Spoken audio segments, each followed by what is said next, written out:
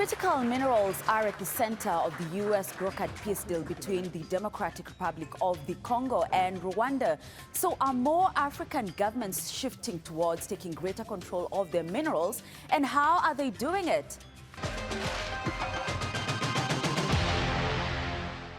Africa is home to about 30% of the world's mineral reserves, and data from the International Energy Agency shows demand for critical minerals such as lithium could grow by more than 40 times by 2040 and up to 25 times for graphite, nickel and cobalt. Now, the DRC is the world's largest cobalt producer, accounting for about 70% of global supply. It's also rich in tungsten, tantalum and tin. The Congolese government offered the U.S. a minerals for peace deal to contain the M23 rebel advance in the eastern Congo in exchange for U.S.-backed investment in energy and mining. Rwanda is also separately pursuing a potential deal with Washington that would grant it access to processed minerals like tantalum. But it's not the first time. The DRC signed a minerals for infrastructure deal with China in 2007. Under a 2024 revised deal, Kinshasa renegotiated Beijing's investment to $7 billion in infrastructure projects, up from $3 billion in exchange for China's 68% stake in Siko Mines, the cobalt and copper joint venture with DRC's state mining company Geka Mines. Well, just like the DRC, more African countries appear to be taking control using resource nationalism by either nationalizing their critical minerals, banning their export, renegotiating existing mining contracts or increasing taxes and royalties. Let's take a closer look. On June 11th, Burkina Faso finalized the transfer of 2 gold mines and 3 exploration licenses to the country's state-owned miner. A few days later, a court in Mali placed Canada's Barrick Mining Loulo-Gounkoto gold complex under provisional administration for 6 months of an ongoing tax dispute. In May this year, Tanzania banned the export of about 40 unprocessed critical and strategic minerals needed for the global energy transition, making it mandatory for medium or large-scale mining projects to include a local value addition plan. In 2023, Namibia banned the export of unprocessed minerals and rare earth elements, while in 2022, Zimbabwe, which has the largest reserves in Africa, banned raw lithium exports to allow for local processing and battery precursor production. All right, let's hear more from Ndubisi Nwokolo. He's the managing partner and chief executive of Next Year SBD, an international consulting firm working in Nigeria and the Africa region. He joins me from London in the UK. Thank you very much, sir, for making the time. So straight on to it, are African countries finally taking more control of their critical mineral wealth? Thank you for bringing me into this discussion. First, I'm tempted to say yes. We are taking control. But in my mind, I'm equally trying to say that talk may be cheap. It's not about signing those documents. It's about what actions are we going to be rolling out to back up those documents that we've signed. I mean, this is not the first time African countries have come up to say, we are going to take charge, we're going to take control. If you go back historically to 4 or 5 decades ago, like in the 70s, the era of nationalism in Africa, when a lot of African countries nationalized most foreign firms in their countries in a bid to do more than what they were doing. Most of those companies collapsed. They collapsed because of prebendalism. They collapsed because of no paternalism. They collapsed because of the nature and character of the African states, where the political class and the elite will kind of steal all the resources that are meant for the people. So yes, we are signing these documents. We are saying we want to take over. What is it that we really want to do? If we really are keen in doing something that is meaningful for African people, we are looking at how can we come out with one regional policy, one African policy that works for everybody. Otherwise, the people you're dealing with equally understand that we as a people do not have a homogeneous ruling class. They will break us. They will find a way to say, if Nigeria is not dealing with me, Gambia will deal with me. If Gambia is not dealing with me, DRC Congo will deal with me. And once you have those kind of situation where you do not have one homogeneous resource nationalism, it will not amount to anything. Right, and still on that, because you say yes and no, and you mentioned actions, let's get specific. What actions are these? What tangible actions are these that you are expecting from African governments? We've mentioned about 6 countries that have embraced resource nationalism. So what specific actions would you want from them?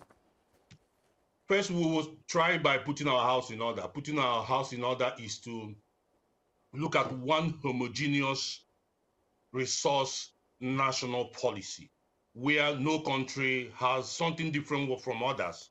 Because if you have a situation where this kind of nationalist idea are not homogeneous in nature, you might not gain the result that you want or get the result you want. Reasons being that you have this rare earth mineral across Africa. The tendency that whoever is interested will deal with these countries independent of the other is there. It means that they might break our backbone, deal with us differently, a kind of divide and rule. We might not get actually what we want. But we have a situation where through the African Union and other forms of regional arrangement that we have, we come up with one coherent national policy, Right. resource national policy for Africa. Right. Then we might start getting the result. Right, and from the gains made so far, or the ones that I've mentioned so far, who is benefiting from this resource nationalism, and why aren't they being used to sort out the energy gaps that we have across the continent? I mean, I'm tempted to say that, let me start it this way. Who should be benefiting? The people that should be benefiting are the people of Africa, the poor people from Africa, who might be losing their land. Because remember that as this rare earth mining continues, it's going to affect agriculture and other forms of livelihood in Africa. So how do we start using this to start developing Africa? From that angle, I want to say who should be benefiting is African people, especially where these African states start plugging these resources, gains from these resources into real development. So they should be the first people to benefit. But at this level, the people benefiting are the people who are paying for this, doing this mining and transporting this outside Africa. So we are looking at a situation where the people will start benefiting, especially where we force them to start building industries in Africa to turn this into almost finished products before they take them away. You have a region with a lot of young people that are unemployed. So if you build these industries and you're able to employ them, they will start gaining. So, but at this level, where we are looking at implementation and signing these documents, Africa is not the one benefiting. Right. The people benefiting are the industries in the West as of today. And why aren't we taking advantage of them to sort out the energy gap on the continent? It's about leadership, right? Our governance is an issue. It's an issue where a situation where most of African states cannot even pay their own fair share to African Union. You're having the West developing research for you. Who plays the piper dictates the tone? They are the ones doing all the research, paying the research centers in Africa, paying the civil society, doing all sorts of things for us. If companies in the West are the ones funding this research, whatever thing they get from this research will amount to the way they deal with us. So our energy gap amounts to our governance issue. So if we start getting our governance issue, we have the right caliber of leadership that are there for the people. Right. Most of these energy gap and what we are looking at, we will start finding a way to be closing the gap. Right, and sir, there's a group of people we need to talk about, the artisanal miners. Just how can they benefit from this critical minerals wealth? To be very honest, this is an area I have a problem with. Reasons being that these days we do not even know the difference between illegal mining and artisanal mining. Reasons being that you find a lot of businessmen from countries outside Africa. They find their way into most of these local communities in Africa, live with them, buy off all these mining, little mining from them for little or peanuts. So when you talk about artisanal mining, for me, it's almost like saying illegal mining, because there's a thin line these days between illegal mining and artisanal mining. So when you go to these communities, people are telling you, oh, I'm an artisanal miner. And he mines, he sells it for peanuts to somebody who takes it abroad and sells it for huge amount of money. So a situation where we're looking at artisanal mining, we should be looking at regulation. Our problem remains regulation. How do we get these artisanal miners to fall within? I mean, most times you find out that these artisanal miners are working for the big boys amongst us, who get them to mine and sell to them, and they sell to the middlemen who takes it across the continent to sell them. So they get nothing. So even where you say, okay, the artisanal miners, this is a way of their livelihood, my question remains, at the end of the day, what do they get out of it? Right. If they cannot make a living out of it, then we might start rethinking artisanal mining as a sort of livelihood in Africa. Do we all go straight to corporate and commercial mining and have them work for them? I mean, it's about us looking for that which works for the people. Right, right. And as we wind up, sir, we must cross borders to Indonesia, because in 2022 it banned the exports of unprocessed nickel, requiring foreign firms to build smelters and processing plants locally. What lessons can this continent of ours, this beautiful continent of ours, learn from Indonesia? And I see you shaking your head already. Regulation. It worked in Indonesia because you have an elite class, you have a political class that knows what they want to do.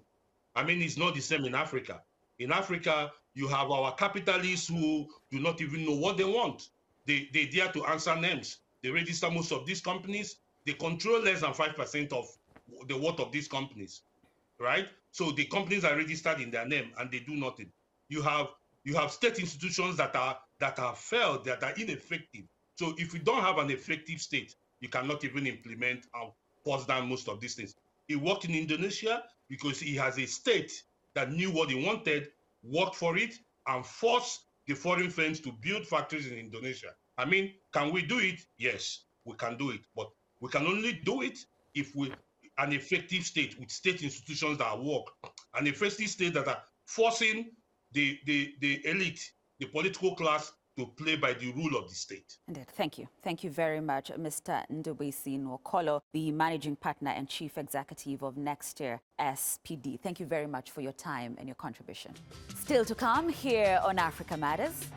I am Suleiman Bari. In this report, I'll break down the impact of the United States' recent partial travel ban on Sierra Leone, a move that affects tourists, students, and those with exchange programs. Nigeria is a big ginger producer in Africa, but a disease has wiped out harvests over the last 2 years. I am a Jack Mangut in Abuja, investigating how farmers are striving for better harvests.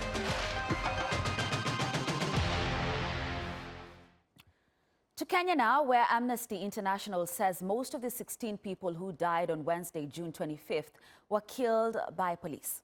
They were taking part in protests marking the first anniversary of the deadly anti-government demonstrations that left dozens dead. Several other cases of alleged police brutality have sparked outrage and an urgent demand for justice, as Anne Mashara reports from Nairobi. What was meant to be a nationwide day of remembrance became another day of loss. Kenyans marched to honor those who died on June 25, 2024. When a wave of protests against controversial tax hikes turned deadly. Joseph Mureithi was among them. We found him just moments after being discharged from hospital. I was simply at the protest, standing there, when I was hit by a rubber bullet on my arm, then struck on the head with a baton. I fainted. Bystanders picked me up and rushed me to an ambulance. Fatuma Magoha spent Wednesday night walking from one morgue to another, looking for her nephew, Ian Onyango. She is now demanding accountability and justice. The bullets entered here and exited at the back. I was told since he had no ID, he was marked unknown. They told me to go to the police station and bring a letter to confirm his name is Ian. I feel deep pain for losing my brother's only child. I want justice. Right groups say police used excessive force against unarmed demonstrators and injured at least 400 people, with a dozen of them treated for gunshot wounds. Every Kenyan has a right to protest, to demonstrate, to picket and to hand over petitions to state institutions. Yet every time Kenyans go out to exercise that right, they are met with excessive use of force by the police. But some political observers warn the deeper danger may lie in what this unrest reveals about the state's grip on power, because police officers were also injured in the protest. And if we get to a point as a country where the police are outmaneuvered, outpowered, overpowered, where the citizens are not willing to obey law and order, are not willing to obey the police, where there's no fear for authority, then you've lost your country. The Kenyan government has labeled the protesters as violent, calling them terrorists and accusing them of trying to destabilize the state. It was terrorism disguised as dissent. There was no peaceful demonstration. It was riots, chaos, and anarchy. But civil society says the language only inflames tensions, and public anger continues over what they see as a brutal crackdown by security agencies. Protests in Kenya continue to shape public debate, and so is the demand for justice for both victims and survivors. Anne Masharia, Africa Matters, Nairobi. And speaking of justice, like many people across the continent, Malawians living in remote areas often struggle to access justice. Villagers are forced to walk or travel more than 20 kilometers to get to the nearest courtroom. And the cost of hiring a lawyer is also high. But a mobile courts initiative is bringing the law closer to home, as Lamek Masina reports. It's just after 11 o'clock and the court is finally in session in Inchona village in the Palula area. The police spent 2 hours tracking down the accuser, and the men are accused of child sexual abuse, in both cases being heard today. The numbers are high. I'll give an example of 2024, like here in Balaka, where we are in. They recorded about 268 gender-based violence cases, and out of that, about 26 were the cases to do with sexual activities with children. This mobile court is a new initiative by a local NGO, Center for Alternatives for Victimized Women and Children, CAVOC, that's supported by Oxfam Africa. Villagers say the mobile courts have delivered justice right on their doorstep, and in the process, reduced crime. We used to ignore cases like this because the courts were too far. Now, things have changed. It's now easier to report whenever you witness someone breaking the law. The program has 176 cases since it started in April 2024, reaching to over 10,000 community members. These courts also provide villagers with an opportunity to learn legal processes from police and lawyers. Basically, I've informed them that we help people with insufficient means. So first, the public now knows that it's easy to get a lawyer to be represented in a criminal proceedings. Organizers say sometimes witnesses are reluctant to testify because they fear alienation from their communities. In today's ruling, many are surprised when the court gives the accuser a 7-day custodial sentence for ignoring police summons. Just as we have seen today, people have realized that one can be arrested for ignoring court summons even if you are the one who filed the complaint. Magistrates say mobile sessions are helping ease a case backlog caused by the absence of witnesses who don't turn up because of long distances. Because what happens is that in that case, we will have usually all the witnesses available. So you hear all the witnesses at once, and sometimes if all factors being equal, you are able to even conclude the whole case at once, at one visit. That aside, Ngono says if widely implemented, the initiative has the potential to bring justice even to remote areas. Lamek Masina, Africa Matters, Balaka District, Malawi. The American dream is now on hold for many people in Sierra Leone. It's one of the 7 countries facing partial U.S. visa restrictions, and that's left students, green card lottery winners, business people, and tourists stranded. For young Sierra Leoneans, it feels like the door to opportunity has closed, just as many were about to step into it. Suleiman Barry reports from the capital, Freetown. It was meant to be a new chapter, a chance for learning, growth, and global collaboration. But for hundreds of Sierra Leoneans, including this young man, who we are calling Abdul, because he does not want to be identified. And I have a dream to study in the United States and come back and really invest in my country technology. When it was officially announced, so I write my university about the whole incident that some of the visas have been banned in Australia, and mine was included, their fund visa. So they proposed two things for me. One, to start my first semester online, and they defer my course to January, spring 2026. He was waiting for a U.S. visa interview after he was accepted into an American university on a partial scholarship. But his dream has now been deferred by a diplomatic decision to pause the issue of new U.S. student visas until the ban is lifted. The U.S. government says the partial travel restrictions were prompted by what it calls unacceptably high visa overstay rates, with 15% of Sierra Leoneans traveling to the U.S. for business and tourism overstaying their welcome, and about 1 in 3 students staying longer than allowed. The Trump administration also accuses the Sierra Leonean government of failing to accept back its deported nationals. According to the U.S. Department of State, 4,925 visas were issued to Sierra Leoneans in 2023. In terms of its impact on Sierra Leone, it will be significant. It means friends can't visit each other. Students who've paid school fees in US universities can't go. It means all Sierra Leoneans who won the 2026 DV can't make it to America. It'll be huge. It has interstate relations implications. And the government says it's trying to resolve the U.S. visa issues.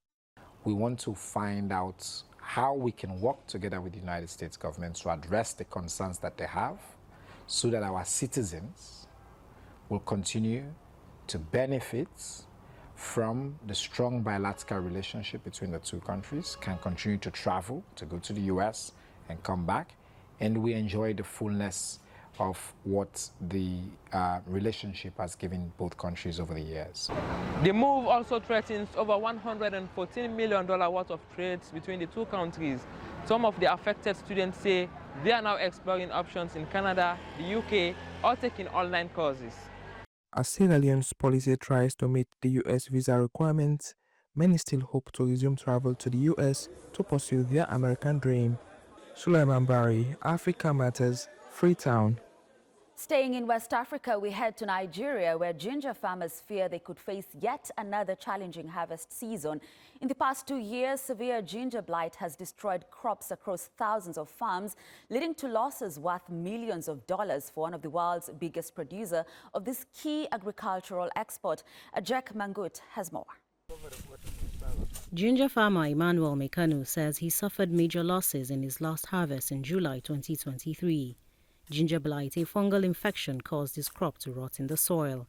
The outbreak has also led to a shortage of seedlings, making what's available too costly for small-scale farmers like him. Emmanuel is now turning to mulching to enrich depleted soil. The leaves help to nourish the soil and trap and provide water for the ginger when it doesn't rain for days, up to a week. With the leaves, you are likely to harvest 5 bags more than when you plant ginger without the leaves. We are hoping that with the mulching, we will have more harvest this year than the previous 2 years. The outbreak has affected more than 100,000 farmers and caused losses estimated at over $7 million, according to Youth in Agribusiness, a network of farmers in Nigeria. Experts link the severity of the impact to several factors, including the repeated use of land. If we're going to look at our earnings prior to the blight, Nigeria was making about 250 to 300 million USD on ginger. Now you can imagine that all that has been eroded. We're talking of about over 300,000 metric tons of ginger not being able to go into the international market. It's the same seedling that was planted 50 years ago that is still being planted. And then no wonder you can find susceptibility to diseases and other things because viability has been lost. But it's not just exports that are affected. The ginger blight has severely reduced market supply, causing prices to rise sharply. It's also a blight on locals. I used to buy a small bowl of ginger for 8,000, but now it's expensive. I can only afford 3,500 worth of ginger. Our business has been affected by this disease. Before now, we could buy up to 50 bags to sell, but now we can barely get 5 bags, sometimes 2. The price has also gone up. Our customers are complaining, and some traders have even stopped selling because it's expensive. The government is providing financial support to farmers in select states to help them recover from their losses. It has also set up a committee that is exploring solutions, including research to develop quality ginger seeds. But experts warn results may take time. For now, farmers like Emmanuel are holding on to hope for a better harvest in coming months. Ajak Mangut, Africa Matters, Abuja. That's our show this week. Share your thoughts and suggestions about the stories you've seen on this episode or ideas on what you'd like us to cover on YouTube or on X using the hashtag Africa Matters. Thanks for watching, and it's goodbye from me, Grace Kuria Kanja.